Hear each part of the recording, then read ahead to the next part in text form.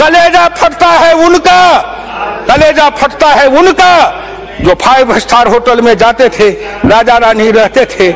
उस सूट का किराया एक दिन का 1 लाख 1.5 लाख। एक होटल में मैं गया तो कहा यहाँ एक सूट है, उसका 5 लाख एक रात का किराया है। मैंने कहा चल भैया थोड़ा दिखा दे कि उसमें क्या है। मैं गया तो मैं पूछा इसमें रहने वाला मरता है कि नहीं, तो कहा मरता तो सब है। हम कहा जब इसमें भी मरना है तो इसी में आके कहा मरेंगे इतने बड़े घर में। बाप को उनकी चिंता है जो 45,000 के बोतल का शरबत पीते हैं, उनका क्या होगा? अरे उनका क्या होगा? बहुत मौज उड़ाए हो, बहुत मस्ती किए हो, देश का खजाना लूटे हो, लुटवाए हो, बांट करके खाए हो। नरेंद्र मोदी आएगा, ऐसा ताला लगाएगा कि सबका दिवाला निकल जाएगा। गांव गरीब किसान मजदूर खुशहाल और अमीर बन जाएगा।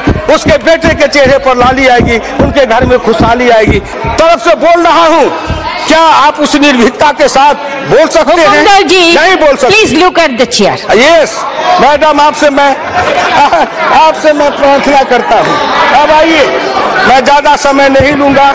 अनस्किल्ड लेबर हो, किसान अनस्किल्ड लेबर है और बाकी लोग स्किल्ड लेबर हैं।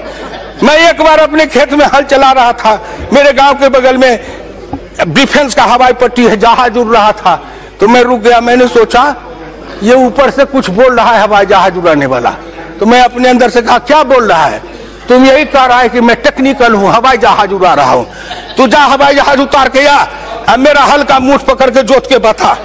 हवाई जहाज उड़ाने में, हवाई उड़ाने में मैं नॉन टेक्निकल हूँ, हल चलाने में तुम नॉन टेक्निकल हो। दोनों का सौदा बराबर है। तेरी विद्या हम न जाने, मेरी विद्या तुम न जाने। आज किसान की बात करने वाले बड़े बड़े नेता है। वीरेंद्र जी उस दिन कह रहे थे कि उनके आगे में गाय या भैंस रख दीजिए तो भी नहीं पता लगेगा दूध आगे से निकलता है कि दूध पीछे से निकलता है।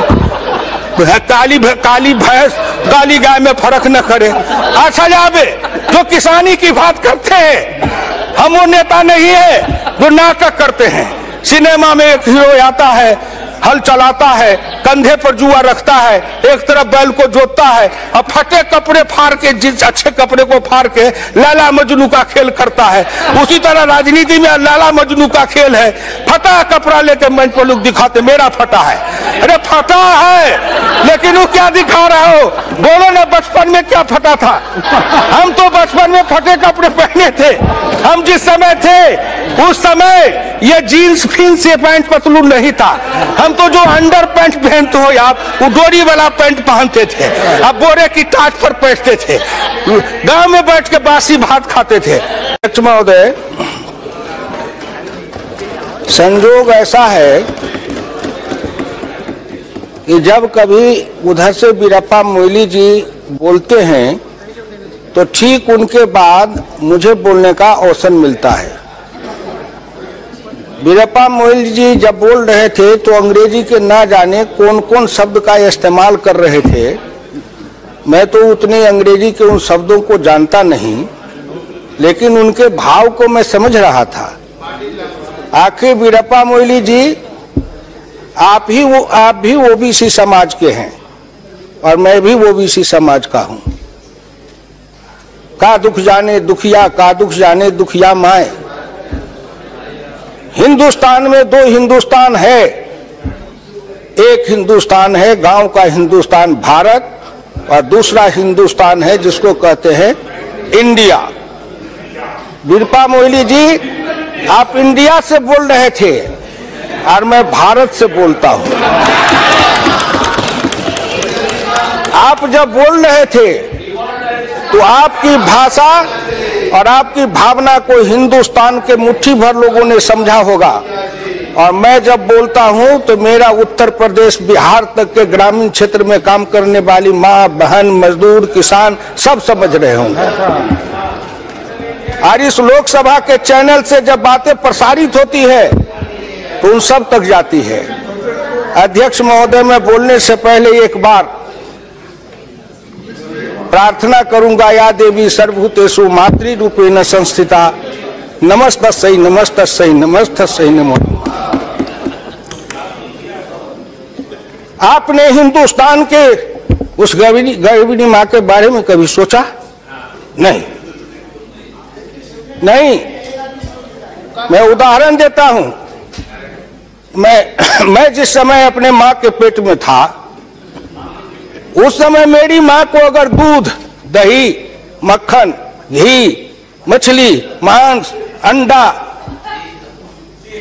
फ्रूट, क्या कहते हैं, ड्राई फ्रूट, फल, सब्जी भरपेट खाने को मिला होता तो शायद आज भी मेरा रंग रूप कुछ दूसरा हो गया होता। लेकिन चूंकि मैं उस मां के पेट से जन्म लेके आया हूं, जिसको भरपेट, जब मैं मां के पेट में था तो भरपेट भोजन नहीं मिला, आधे पेट खा के सोती थी, और कभी कभी मां के पेट में भी मुझे भूखा रहना पड़ता था। आपने सोचा,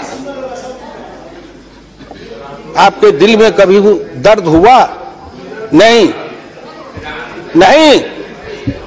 हम तो जेलों में, आपके राज में, जेल में जाते थे तो गाते थे, धनवानों के राजमहल, हम गरीब को फांसी घर, हम चलो बसाए नया नगर। मैं धन्यवाद देना चाहता हूं श्रीमान प्रधानमंत्री नरेंद्र मोदी जी को कि उन्होंने उस मां के दर्द को समझा और उस गर्भिणी माताओं के लिए 6,000 रुपया भोजन के लिए दिया। सुनो मेरी बात को, हिंदी भाषी इलाके के लोगों, अगर पिछड़े हो, दलित हो, गरीब हो, मजदूर हो, किसान हो, गांव की झोपड़ियों में रहने वाले हो, सुनो, अपनी अपनी माताओं तक इस संदेश को पहुंचाओ। 6,000 रुपया प्रत्येक गर्भिणी माताओं को भोजन के लिए मिला। डॉक्टर लोहिया इसी लोकसभा में खड़े होकर कहा था, अरे जिस समय मैं 1960 में ग्राम पंचायत का प्रधान बना, उस समय कितने लोगों का जन्म नहीं हुआ था। सावन में जन्मा गीदड़, भादव आया बाढ़, तो कहा ऐसा बाढ़ जीवन में कभी नहीं देखा। इसलिए मैं आप लोगों से प्रार्थना करूंगा, और खास करके रंजीत रंजन, मैं उस कोसी के इलाके में घूमा हूं, और जितना मेरे शरीर से पसीना गया होगा उतना आज के नौजवान दूध नहीं पीते होंगे। इसलिए आपसे मेरी प्रार्थना है, सुनिए मेरी बात को। डॉक्टर लोहिया इसी लोकसभा में श्रीमती इंदिरा नेहरू गांधी को कहा था कि हिंदुस्तान में वो माँ जो गरीबनी माँ है, गर्भ में बच्चे हैं, उनको भरपेट भोजन नहीं, दाल नहीं, प्रोटीन नहीं, विटामिन नहीं, उनको पोषक तत्व नहीं मिलता, इसलिए उनके गर्भ से विकलांग बच्चे, कमजोर बच्चे हिंदुस्तान में पैदा लेते हैं। और जिस देश में मां के पेट से गरीब, मजबूर, विकलांग बच्चे पैदा लेंगे, वह देश कभी बलवान नहीं हो सकता है। इसलिए उसके तरफ अगर किसी का ध्यान गया, डॉक्टर लोहिया की उस वाणी को किसी ने सुना तो नरेंद्र मोदी ने सुना। इसलिए डॉक्टर लोहिया के शिष्य होने के नाते, इसलिए